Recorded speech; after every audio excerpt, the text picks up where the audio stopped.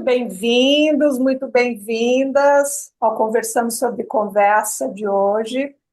Nosso podcast faz parte do canal Arte Agora e a nossa proposta é conversar sobre o ato de conversar, mas no sentido de oferecer à nossa audiência a possibilidade, a oportunidade de nutrir seus corações, as suas almas com um bom papo, uma boa conversa.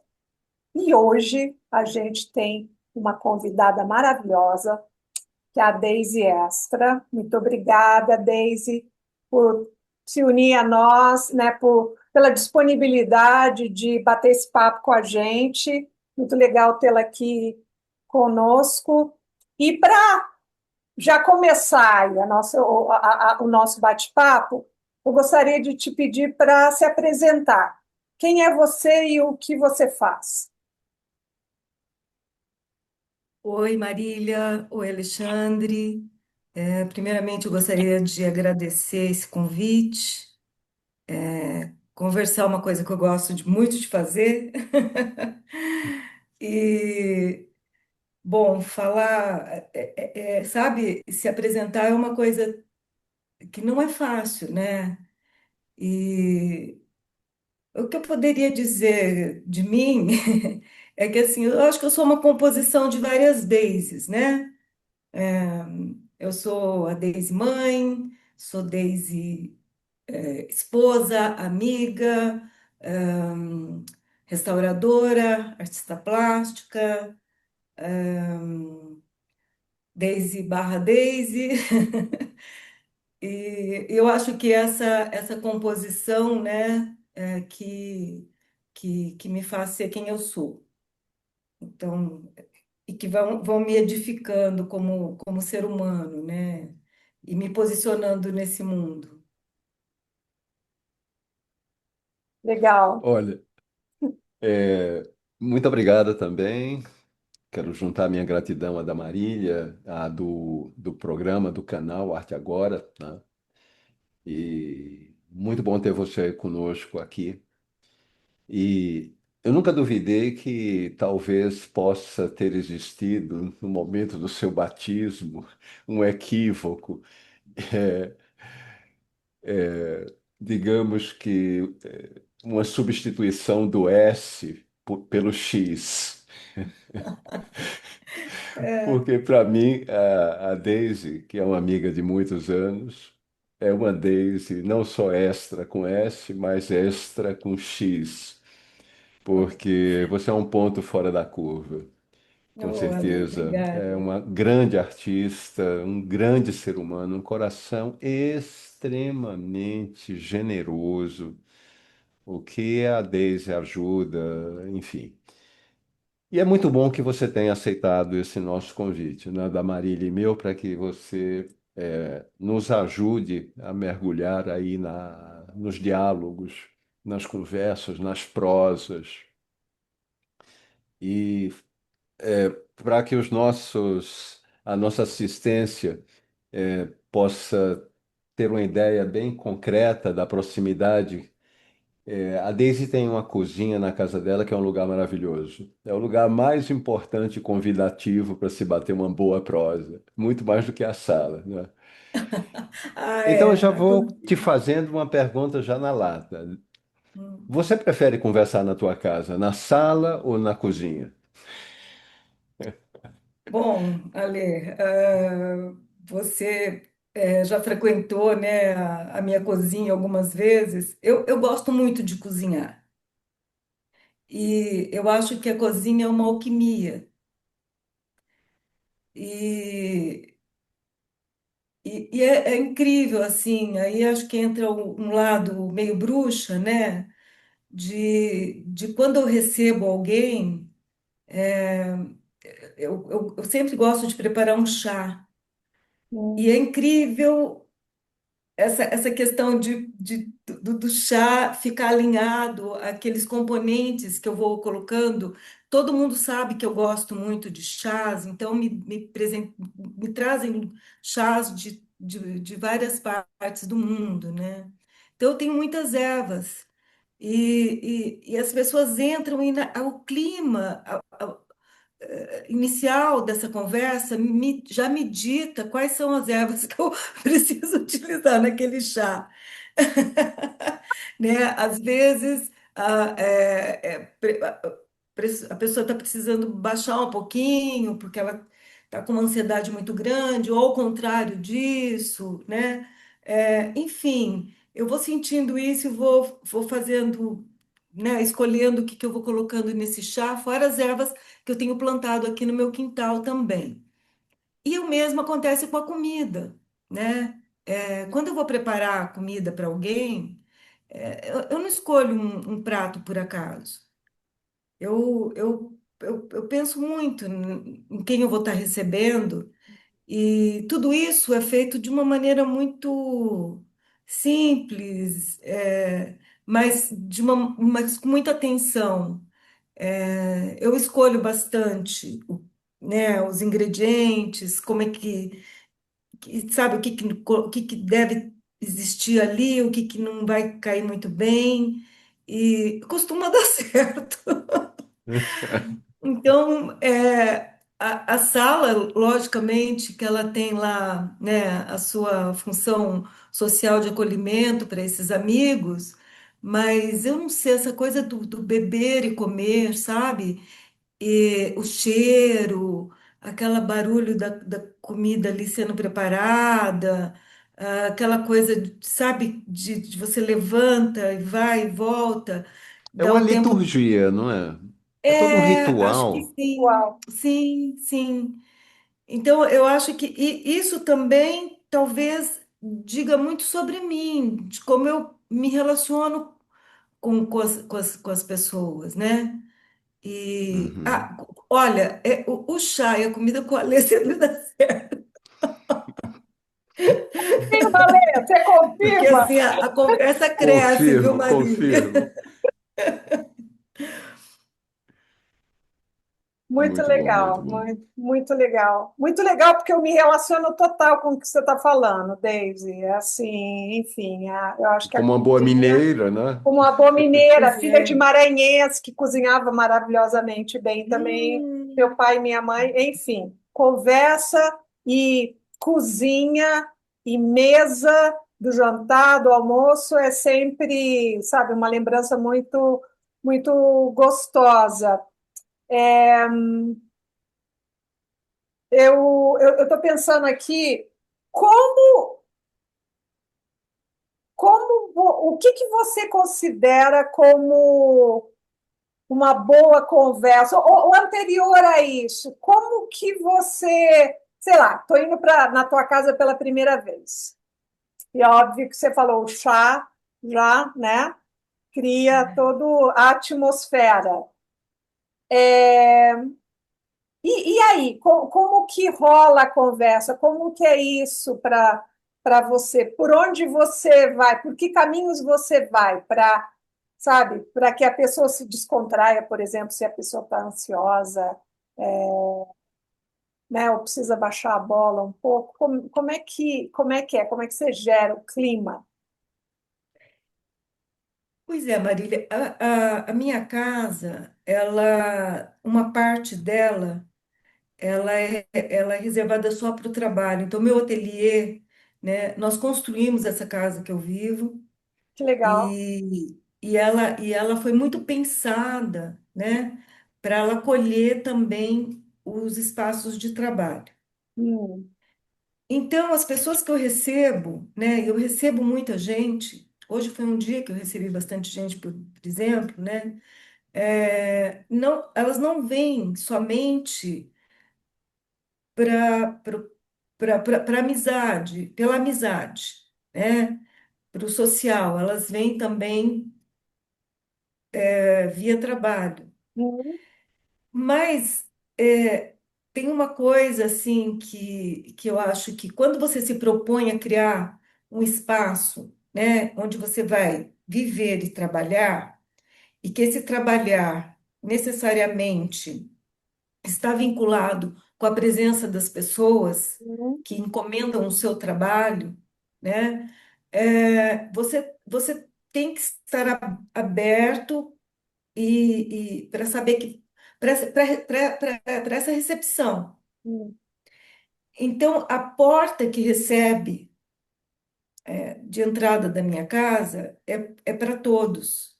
Depois, os caminhos se dividem para o Tá. ateliê, para a sala, para a cozinha, para a parte íntima da casa. Mas essa porta que recebe, ela é uma porta, é a porta da minha casa, né?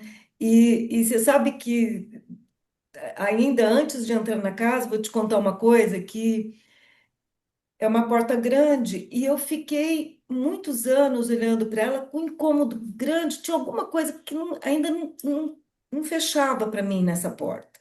Falei, tá faltando alguma coisa aqui. Eu não entendia exatamente o que era que faltava. E eu fui morar na China.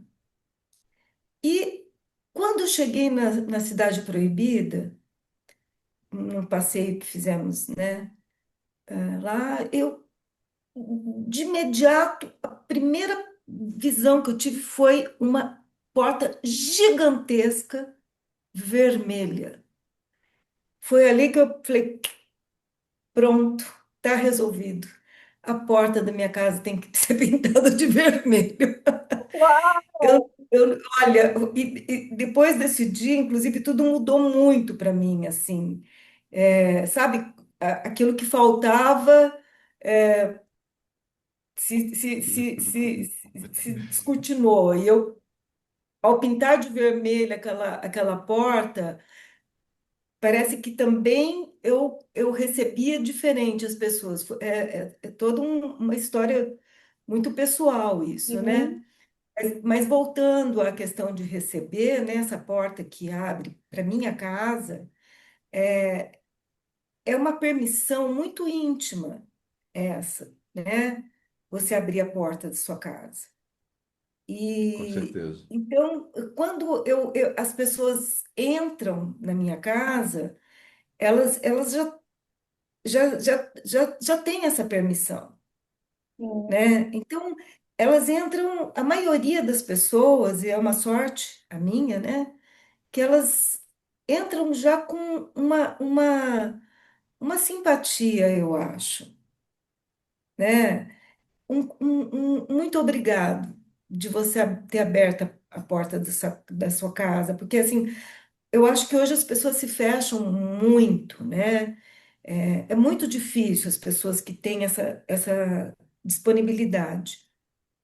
E eu acho que isso tem a ver com um pouco do compartilhar também, de querer compartilhar o que você tem de melhor com o outro. Uhum.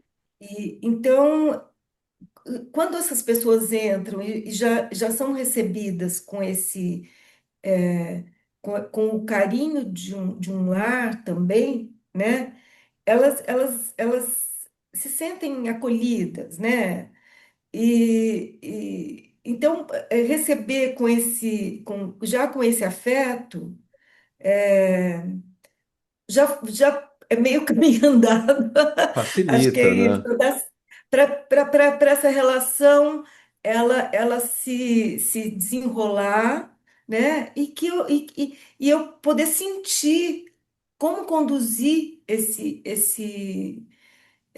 essa conversa, como entrar numa conversa, né? É, eu acho que você tem vários caminhos para entrar numa conversa, vários, Uhum. mas talvez a maneira mais,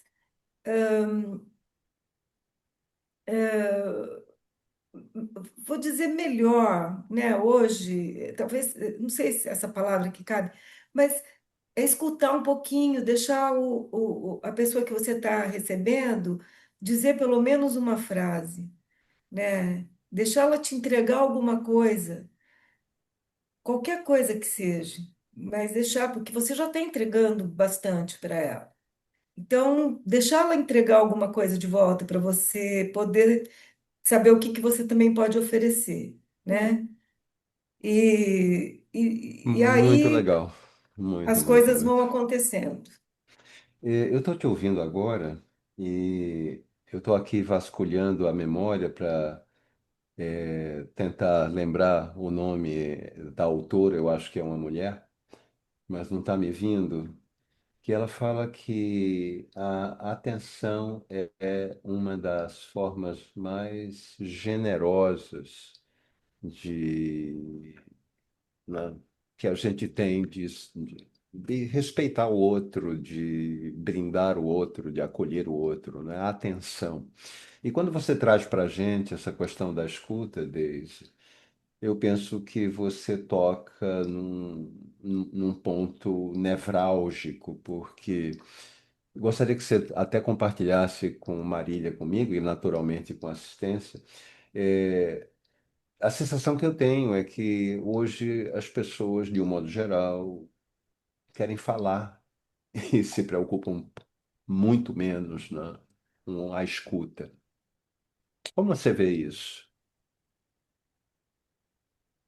Olha, Alexandre, não só falar, como elas. Eu vejo assim, muita fala vazia também. Tem uma necessidade tanto de blá, blá, blá, blá, blá, blá, blá, né? E então, mas se você parar para escutar, de fato, que você escuta nas redes sociais, por exemplo, as pessoas têm uma necessidade de externar uma série de ideias que não são delas, né? Uhum. De, de pensamentos que não são dela, não têm propriedade. Isso me preocupa bastante. Me preocupa bastante. E uma falta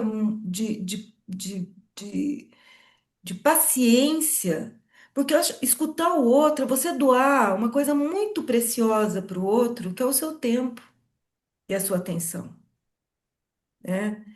E, e essa questão de doar, a- eu vejo que ela está muito econômica para as pessoas. Parece que existe um medo, existe uma desconfiança em relação ao outro, né? Como eu disse para você, é, como receber, né? Ah, você escutar o outro é um acolhimento muito grande. E as pessoas parecem que não estão mais tão abertas para o acolhimento, e digo em todos os níveis, assim, em todas as relações eu vejo que isso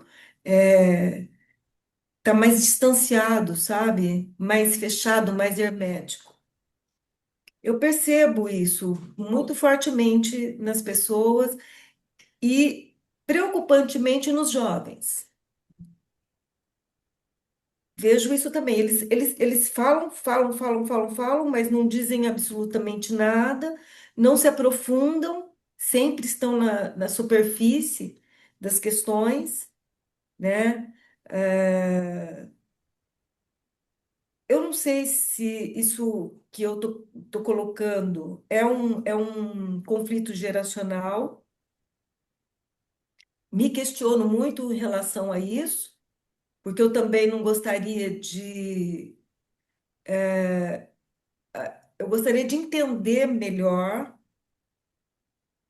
né, o porquê que as pessoas elas se colocam, mas não prestam atenção no que o outro está colocando, ou se é uma coisa que abrange a todos nós, independente de gerações, né, por questões dos meios tecnológicos que a gente está enfrentando, está experimentando, está vivenciando.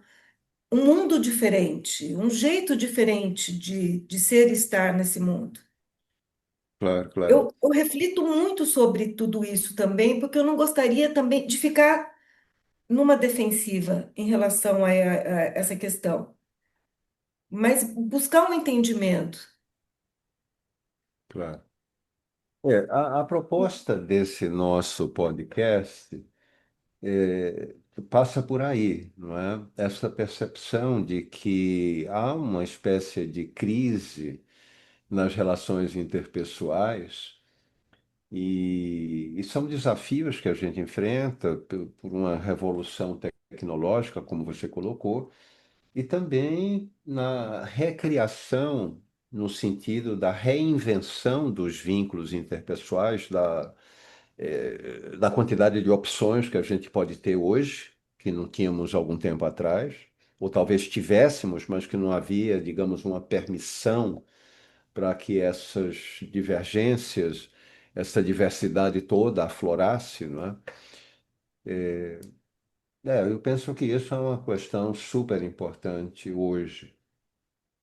E conversando sobre conversas, a gente tem abordado esse desafio com muita frequência, porque é um desafio.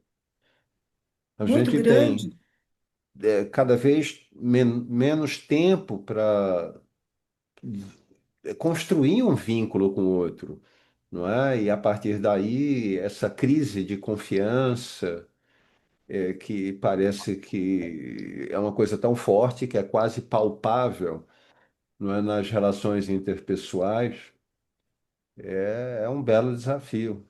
É um belo desafio. às vezes eu percebo em todos nós, né, Uhum, uma espécie de medo. Então, eu fico na superfície das questões, porque ali eu não mostro a minha essência, não uhum, externo as minhas mais profundas convicções, né? E fico numa média, uhum. né? Então, isso me coloca num lugar seguro. Então, eu fico Claro. lá falando um monte de banalidades e não só falando, como se expondo também, né? Da mesma maneira, e isso fica num lugar seguro, sem mergulhos mais profundos, né? Todo mundo fica por ali, naquela espuma. Eu acho que tudo isso que a gente está vivendo, né, essas grandes novidades que nós estamos vivendo, e a gente deu uma virada muito grande de uma hora para outra, né? Eu acho que assim, estamos experimentando ainda, né? Acho que tem muita coisa boa, como essa possibilidade aqui da gente estar falando sobre essas coisas, né? Olha que bacana. Há um tempo atrás a gente não teria essa possibilidade, cada um de nós está num canto, né, do planeta, e, no entanto, tão próximos aqui nessa conversa. Isso é maravilhoso e tem o lado oposto disso também, né? Que traz aí os desafios de você estar lidando com inverdades, com tanto fake news, com tanta. Então, sabe, você saber também olhar para isso e separar uma coisa da outra, puxa, é um exercício difícil pra caramba. Muito difícil. Isso requer uma atenção tão grande, que, voltando, né, navegar ali pela espuma fica mais fácil, fica mais seguro, né? Eu acho que a gente ainda tem Sim. muito a explorar esse espaço, sabe? Todos esses espaços e esses novos tempos agora também que vem impondo todas essas novidades aqui. É. Você estava falando, eu estou pensando, né? Ah, será que é mais seguro mesmo esse espaço? Talvez seja um espaço mais seguro se eu tenho medo de ser cancelado, né, numa rede social. Ah, mas eu me questiono o quanto talvez se eu quiser ficar na minha ostra, seja mais seguro mesmo, porque eu estou aqui com as minhas questões, eu não estou compartilhando com o outro, mas me faz pensar assim, que faz alguém de qualquer idade curtir mais falar com AI, né, com Companion, que está aí na boca de todo mundo, do que ter um papo legal com um ser humano que sente como, né, como você, como eu, que passa por questões similares às nossas, né? A gente somos diferentes, mas os problemas muitas vezes são muito iguais, né? Muda de família, muda o sobrenome, mas como que você vê isso? Olha, Marília, sentir é perigoso, né? É uma é muita coisa, né? É muita coisa. Então, e quando você tem uma relação pessoal, esse sentir, ele transborda por, pela sua respiração, né? Pelo seu olhar, pelo pequeno movimento, sabe, da sua musculatura facial, pelo seu mais singelo gestual. Então, toda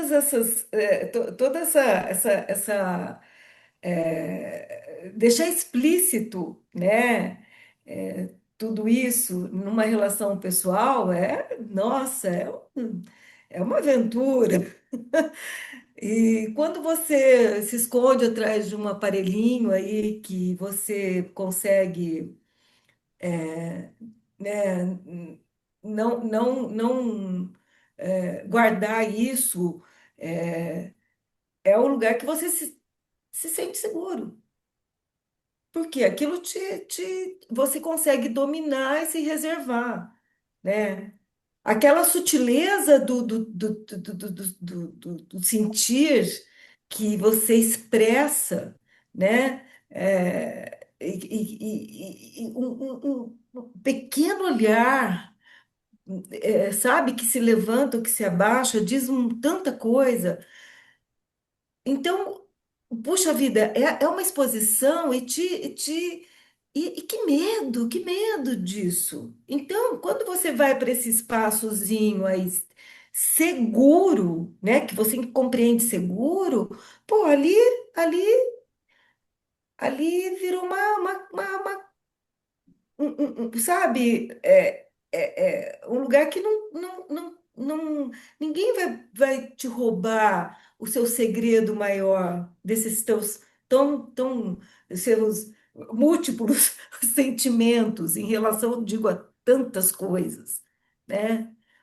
E Então, eu estou te escutando aqui, Daisy, e eu estou querendo muito trazer um pouco o espelhamento, o lado oposto, porque ao mesmo tempo a gente nunca viveu uma época onde as pessoas pudessem com tanta facilidade serem elas mesmas. É um paradoxo. Eu entendo que é um paradoxo. Ao sim, mesmo tempo em que a gente tem essa espuma, né, para usar a sua metáfora e ficar na superfície, a gente nunca teve um ambiente tão propício para a transparência, o que é realmente um paradoxo, não é? Porque as pessoas hoje podem se expressar de uma forma muito mais aberta, muito mais direta do que os nossos pais, os nossos Sim, avós, os nossos bisavós e por aí vai, né? Evidente que esse preço, entre aspas, que a gente paga pela transparência, pela coragem, pelo atrevimento de dizer o que pensa, né? Eu entendo que é uma miscelânea, né? É uma mistura de transparência e opacidade, de bloqueios e, ao mesmo tempo, de entrega, de abertura. Porque eu também vejo nos jovens o extremo oposto, quando às vezes eles partem para uma franqueza que é quase um sincericídio, não é? Você percebe essas contradições e como você lida com elas? Eu acho que tudo isso, Ale, é uma grande armadilha, Uhum, né? Porque assim, você fala, na, na sua fala agora me ocorreu assim, o quanto as pessoas, quando se expõem, elas não querem de fato mostrar quem elas são. Tanto que elas usam para a imagem delas, elas usam filtros para modificar a própria imagem. Editam muito, né, para tirar aquilo que elas talvez entendam como um comprometimento maior, né?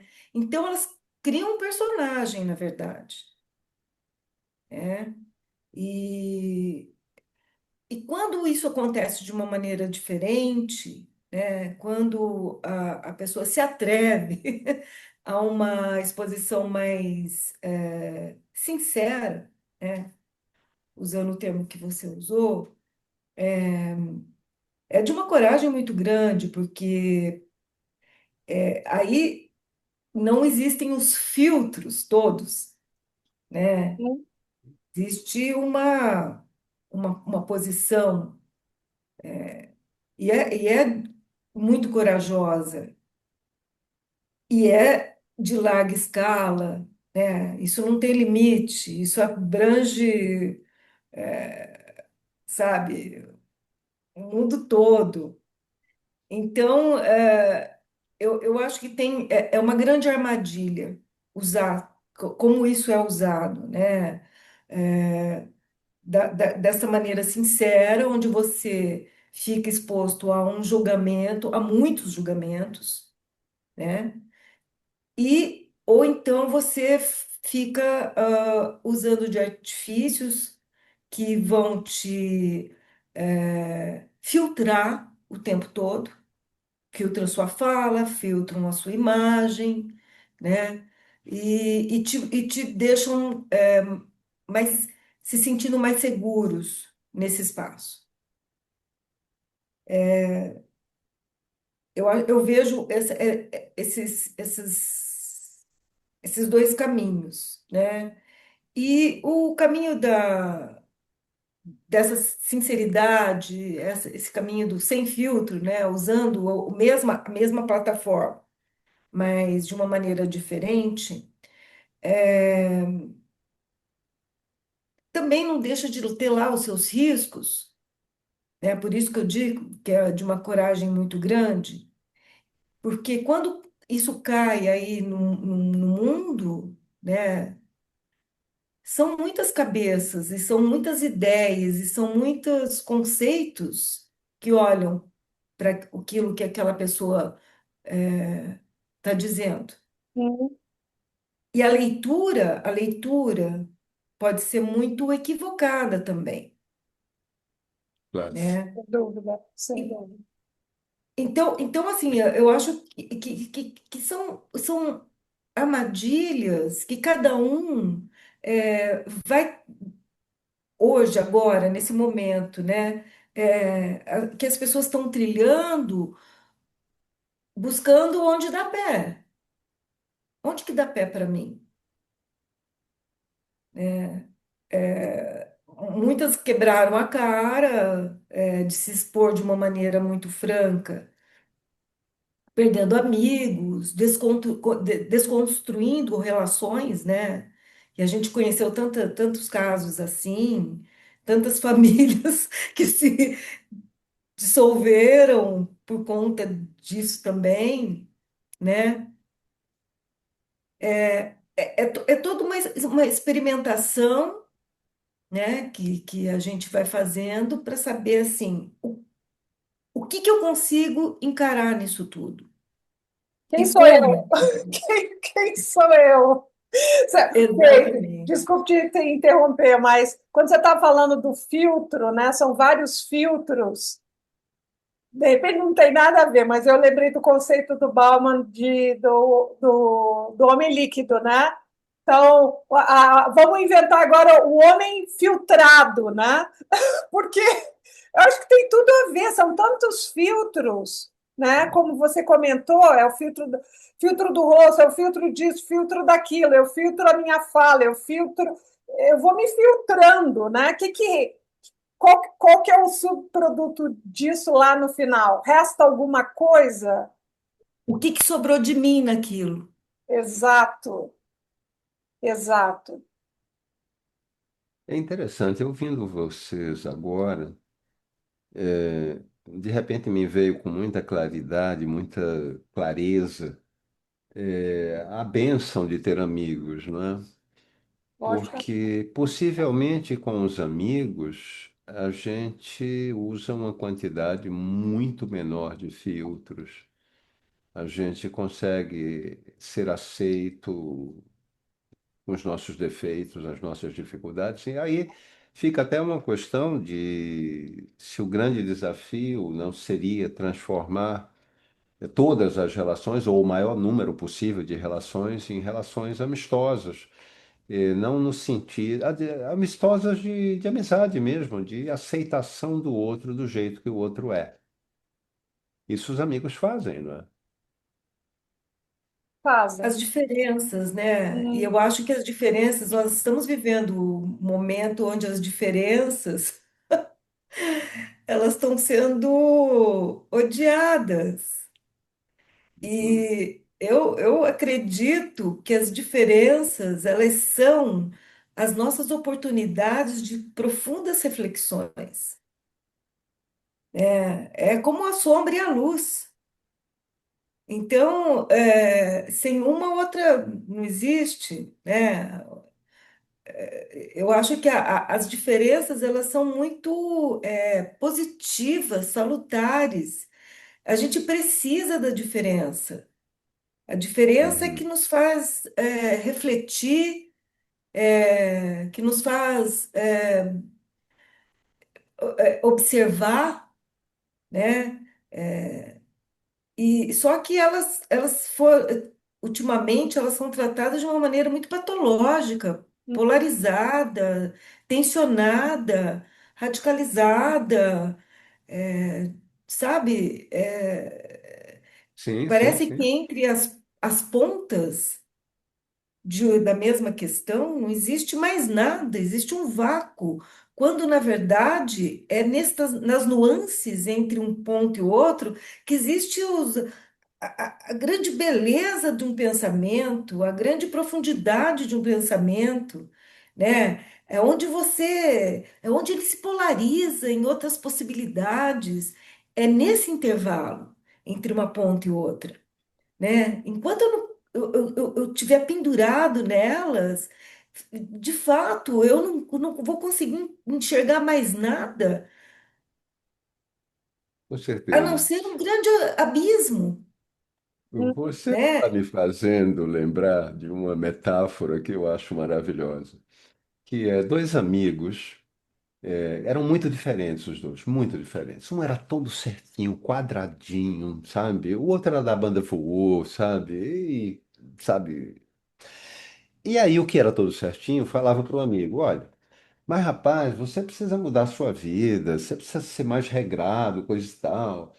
E, sabe, você não vai para o céu desse jeito, sabe? Quando morrer, você vai direto para o inferno, coisa e tal. E o amigo, apesar de serem muito diferentes, eles eram amigos. E aí, o que tinha uma vida completamente desregrada falava: Puxa, cara, eu até tento, mas não consigo ser feito você. E aí, não deu outra, o cara que era completamente desregrado terminou morrendo. E o amigo viu na morte prematura do outro a prova cabal de que, sabe, Deus, o universo estava contra o cidadão lá, né? Aí tudo bem, claro que o que viveu quadradinho, tudo muito arrumadinho, tudo dentro do quadrado, viveu, morreu com 300 anos, né, com muita saúde. E claro que foi para o céu batendo asinha. De repente ele vai subindo e sente um cheiro de fumo, de maconha, e fala, gente, mas aqui no céu, que é isso, né? Houve uma nuvem colorida, maior bagunça de repente. Aí quando ele olha, tá um amigo lá dizendo, não era pecado, não era pecado, não era pecado. Né? Eu estou contando isso de uma forma anedótica, mas isso, para mim, é uma das metáforas que eu uso na minha vida para entender a generosidade divina. Eu acho que Deus tem um coração tão magnânimo de mãe, de pai, não é? Tem quem vê Deus pai, eu acho que às vezes é mais mãe do que pai, mas enfim. É um coração tão generoso para acolher todas as formas de vida, todas, absolutamente Sim. todas. E você, como artista, Daisy, no momento em que você questiona justamente essa categorização tão burra, não é? E tão rígida. Eu não consigo imaginar um artista, quer dizer, lamentavelmente até consigo, porque nós temos vários aí, né? Que concebem a vida de uma maneira tão segmentada, tão dura, não é? Como que você vê isso na relação com teus clientes, por exemplo? Então, sabe que quanto mais radicalizada a posição do ser humano diante da vida, eu acho que ele se afasta muito da arte nesse sentido, sabe, Ali? Ele até, tecnicamente, pode ser um profissional que agrade e tudo mais, mas ele não toca, sabe? E eu acho até que, aproveitando esse gancho, não querendo fazer propaganda, mas assim, eu estive na Bienal Ah, e essa Bienal tem trazido muito essa reflexão. legal. E tá bárbara, eu gostei bastante dessa edição. E até assim, é para voltar, eu preciso voltar, porque tem coisas que ficaram em mim reverberando e eu sinto a necessidade de voltar para observar mais aquilo tudo que eu vi, sabe? E ah, falando da arte como criação, mas falando também dos outros espaços que eu trabalho, que são os museus, né? Vocês não sabem a dificuldade que é você discutir todas essas questões dentro do espaço expositivo, né? Trazer essas discussões para uma quando você leva uma exposição com objetos, né? E que você quer provocar essa discussão. Isso tudo pensando que nesses espaços culturais, como extensão de uma instituição educacional também, né? Que complementa as instituições educacionais sistematizadas, eu digo das escolas, e que você, né, que vai oferecer um complemento de saber, trazendo essa discussão e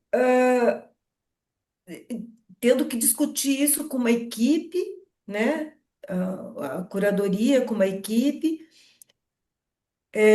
para entender o melhor caminho para isso acontecer, pensando que isso é um espaço aberto, que vai receber pessoas de diferentes idades, diferentes culturas, princípios, religiões e etc. e tal.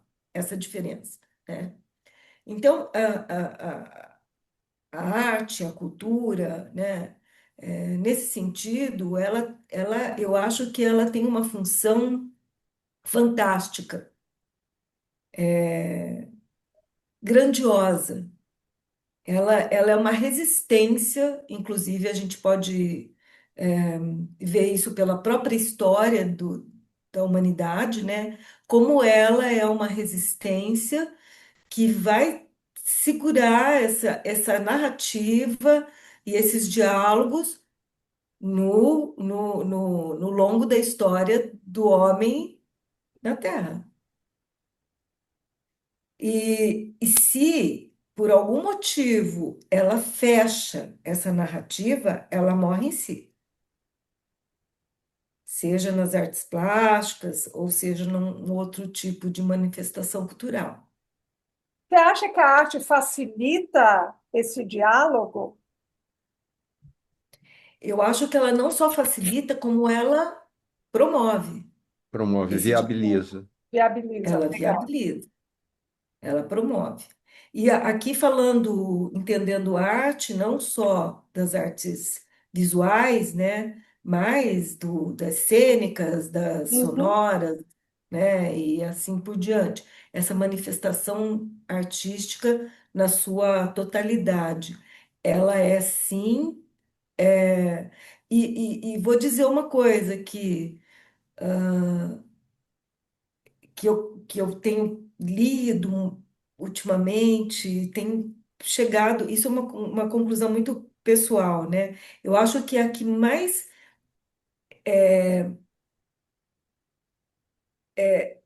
a mais universal, né? Todas são, mas aquela que bate de pronto é a música. A música, ela é uma coisa de um Poder? poder imediato. E ela ela não tem nenhuma barreira para ela. Não tem, é uma coisa louca, assim. Eu acho que as outras manifestações, elas até esbarram aqui e ali nessa fluidez, né? Mas vai, todas vão. Mas a música é uma coisa fantástica. Morro de inveja do músico. Adoraria sê-lo. Muito legal. Muito bom, muito bom. Eu... E, manda Vai lá, Marília. não, vai primeiro. Manda ver. Agora, queria te perguntar, uma situação onde você teve muita dificuldade de se comunicar com um cliente teu, por exemplo, e que tenha rolado um ruído de comunicação, e como que você conseguiu contornar, se é que conseguiu? Eu já tive alguns enfrentamentos, sabe, Alexandre? E isso aconteceu por vários motivos. Vários Ok, motivos. Porque, assim, vou falar um pouquinho da restauração, ok. tá? Geralmente, eu trabalho com os museus e trabalho com colecionadores particulares e galerias também, né? Uhum. E existe nesse universo pessoas de uma vaidade muito grande e que se relacionam com a arte, não com o deleite ou com a admiração, mas sim como uma moeda de troca, né? Mais ou menos. Então, tem uma vaidade e tem um valor e isso oferece um status, né? E o comportamento dessas pessoas, em geral, é muito distante daquilo que você espera de um ser humano que se relacione nesse contexto, Entendo. né? E então você leva uma proposta No caso da restauração, são propostas que estão muito apoiadas em princípios éticos e técnicos, né? E, e é assim que você busca a desenvolver a metodologia que você vai aplicar, e quando você coloca isso para um ser arrogante, ele ele não aceita, né? Porque ele é o dono, né? Então, você se posicionar diante de uma criatura assim, e tendo no meio disso um objeto de Um arte. objeto de arte, né? Puxa vida, dá vontade de tirar dessa pessoa. Falou assim, você vai embora sem isso aqui na sua mão, você não merece.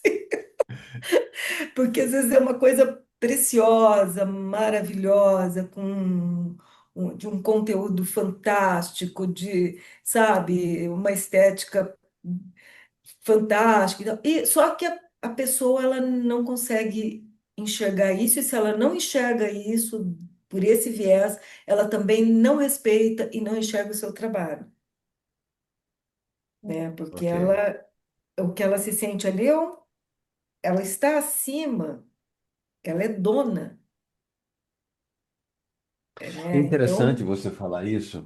Você me lembrou uma frase do Talmud que diz que a gente não vê o mundo como o mundo é, a gente vê o mundo como nós somos. ah, Faz claro, todo sentido, Deise, o que você está compartilhando conosco. Todo sentido. nosso julgamento, julgamos a partir daquilo que somos, Uhum. né? E assim, a minha sorte é que foram assim, situações muito pontuadas. Pontuais, não é? Então, o que me deixa muito feliz, né? São E com a maturidade, exceções, não é? são exceções. E com a maturidade, sabe, Alexandre, a gente também vai é, se posicionando melhor, menos emocionada nessas situações, sabe? Entendendo que um recuo seu, ele, ele é um discurso muito forte, muito mais do que qualquer coisa que você pudesse estar falando para uma pessoa que tem uma postura dessa.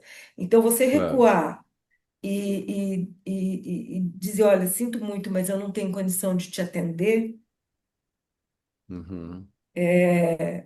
diz muito mais, sabe? Claro, claro, com certeza. Muito legal isso. E eu estou pensando aqui, Daisy, eu gosto de fazer essa pergunta: o que que você recomendaria para uma jovem, para um jovem que esteja iniciando uma carreira nas artes plásticas, por exemplo, ou no mundo artístico em geral, né? Mas pensando na tua experiência, essas histórias que você está compartilhando, você tem al- alguma dica, alguma sugestão, conselho? Eu não sei se é a melhor palavra. Olha, Marília, eu fiz a curadoria de um garoto, né, de uma exposição, um trabalho lindo, fantástico. E, assim, eu aprendi muito com ele, porque ele entrou numa viagem, né, dentro de roteirização da exposição, né? Eu nunca, eu não, nessa relação de curador-artista, eu me coloco assim, muito próximo, porque eu quero que realmente a exposição ela seja verdadeira, o máximo possível. E quando visitei, foram muitas conversas com esse menino, um garoto, e muitas visitas ao ateliê dele, e a maneira dele produzir era de uma intensidade, de uma entrega. E eu fui observando aquilo, e cada vez que eu observava, eu tomava muito cuidado para não, de maneira alguma, interferir naquele. Não interferir, não.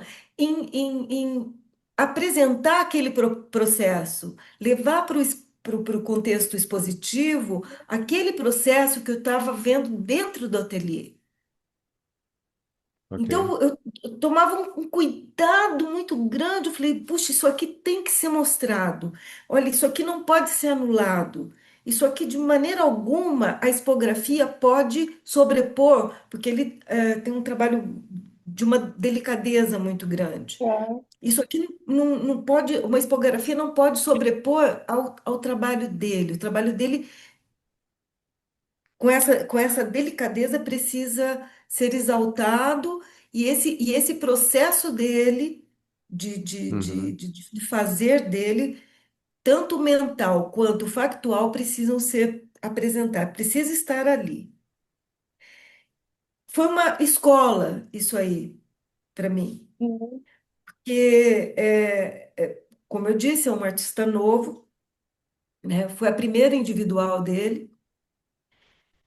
E eu venho visitando alguns ateliês de artistas jovens, porque eu também faço curadorias. E o que eu digo para essa geração de artistas, né, que estão aí, é sempre uma batalha, é uma grande batalha. Nem sempre eles têm um lugar que possa comercializar o trabalho, e a gente sabe que a necessidade disso para sobreviver. Mas, assim, na medida que eles puderem estarem comprometidos com a sua verdade e não se venderem para uma expectativa comercial, é uma iluminação. Sabe? Porque, assim, esses ateliês que eu tenho visitado, esses meninos e essas meninas, todos esses artistas, eles não estão tão preocupados em estarem em grandes galerias. Então, eles estão com um movimento de levar as pessoas, abrir a porta dos seus ateliês, para as pessoas conhecerem, um contato mais direto, né? E que eu acho uma coisa fantástica. Eu acho a galeria muito importante, muito importante. Não tiro a importância dessa instituição de jeito algum. É importante, sim. Mas se ela de alguma maneira te coloca uma condição de produção que atropele o seu processo pessoal, né, de mental, né, dessa elaboração mental, e você começa a virar uma máquina produtora de arte, Uhum. aí você cai num buraco, corre o risco de cair num buraco sem fundo, porque o mercado ele é uma coisa que sazonal, né?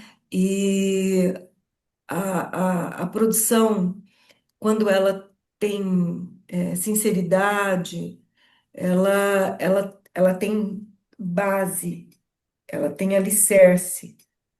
E ela, com o alicerce, a- ela pode ser edificada, né, ao longo da vida desse artista. Se ele se vende a algo imediato, a um, até a um falso sucesso que ele possa fazer, né? Isso pode não ter essa base. Claro. E é um problema, porque aí, a hora que passa esse movimento mais aquecido, para o próximo pode ser que ele não tenha um chão para continuar Sim. o seu trabalho, né? Então, o que eu coloco, assim, hoje, voltando à nossa questão anterior, né, desses meios de comunicação, como hoje a pessoa pode também ser sua própria galeria, né, por esses canais aqui, eu acho que se ela continuar produzindo de acordo com o seu processo de crescimento, né, que é step by step, vai por aí, vai por aí. Porque as coisas não são instantâneas. Arte é como qualquer outro ofício. Produzir arte é um exercício, é um árduo Claro. exercício. É, é produzir, produzir, produzir, produzir, produzir, produzir. E às vezes tem fases que você produz e acha tudo uma porcaria que você faz, e em outro momento você entende, né? Retrai, expande, ilumina, apaga. Então, e esse processo todo, ele é importantíssimo. Ele é que vai criando essa base para você, criando essa edificação, né? Que é construir uma É obra. interessante, Daisy, Sim. porque essa ênfase que você dá nessa busca de lealdade, não é, a si mesmo no processo criativo, me veio à mente o Araçá Azul do Caetano, não é? Que de todos os discos que ele criou foi assim Ai, um desastre fantástico. ecológico E é e maravilhoso, é né? maravilhoso, né? E é maravilhoso. Puxa, nossa, a vontade é estar conversando com você aqui mais uma hora, né? Mas a Uau. gente tem aí um limite e não dá para a gente fugir muito dele. Quer fazer uma É, última pergunta, Lê? eu lhe dou essa dádiva, Ahn, Pensando, eu vou para o lado de mais uma dica também da Daisy, ok? para o nosso público, para a nossa audiência. Uma reflexão sua, sei lá, um insight, uma experiência para você compartilhar com a nossa audiência de como construir diálogos, mais conversas, papos mais sinceros, né? Mais diretos, mais construtivos, que te vier à cabeça, assim. Ai, Marília, eu acho que quando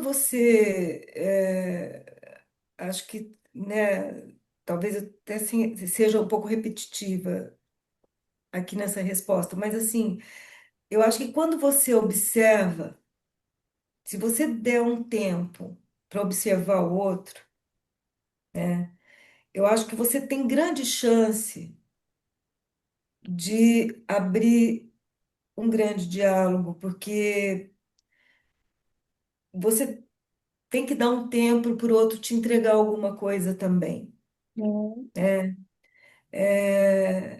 E eu acho que assim, eu digo até com as diferentes gerações, né? Às vezes você chega muito afoita para uma conversa e quer entregar tudo que você né? Cheio de E, amor para tipo dar, assim, né? né, cheio de amor para dar, exato, né? Você tá ali querendo explodir, né?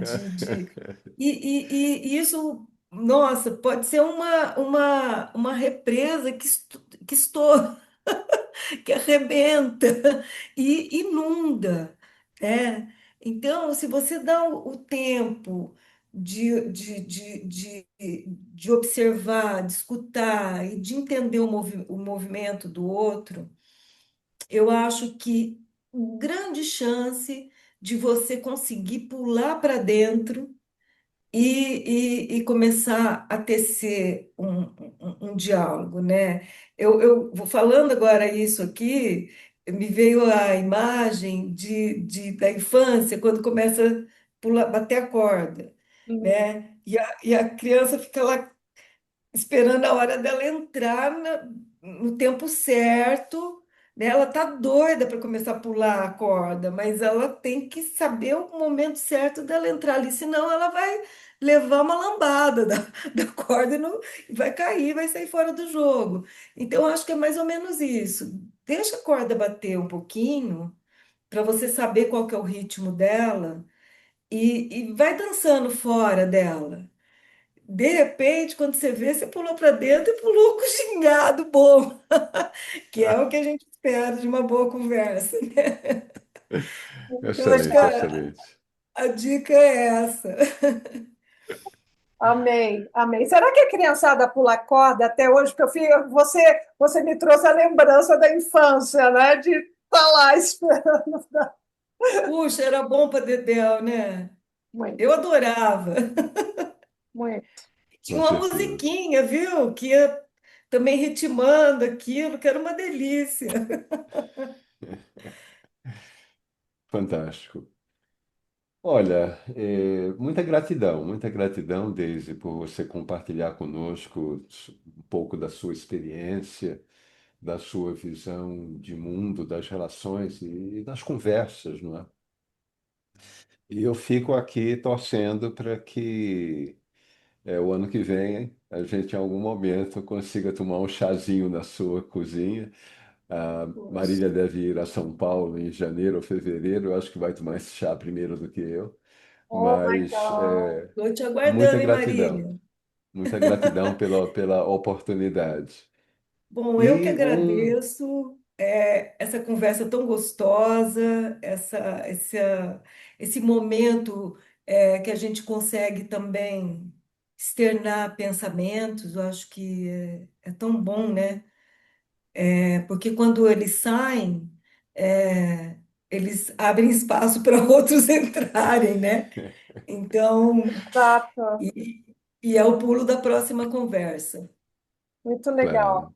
Muito Nós legal. vamos deixar também aqui embaixo o contato, o seu contato, Daisy, Ok, para que alguém da nossa audiência necessite uma restauração, uma curadoria, uma orientação. Então, vai ser uma forma direta de entrar em contato contigo. muito Então, obrigada. reitero a gratidão de você estar conosco e a Eu gratidão também. também Eu ao também. Alexandre Santos, ao canal Arte Agora. Gratidão a você, Marília. Ao Beto Bertrani, que é Beto o criador da Bertrame. nossa vinheta, Sim, ao, Luciano ao Aguiar, que é Luciano Aguilar. criador da nossa logomarca. Isso. No final, a colaboração é fundamental, né, para que essa conversa Sim, aconteça. Nos Estados Unidos, os americanos têm um jeito de dizer que é assim, traduzindo para o português, leva uma vila para construir coisas legais, né? Takes a village para a gente poder conversar, para poder, né, construir uma sociedade legal, para criar um ser humano, né? Aquilo que você falou no início tem tudo a ver com esse ditado americano, Daisy. Então, enfim, obrigada, muito obrigada, adorei. Eu é que agradeço. E estou te esperando por um chá na minha cozinha. Eu estou imaginando só quais serão as ervas desse chá. Vão ser do quintal. Opa, legal. Então, Valeu e obrigado à nossa audiência, né, por estar aqui conosco e e até a estaremos de volta próxima, no próximo mês. com certeza. Valeu, obrigada. Tchau, Obrigado. tchau.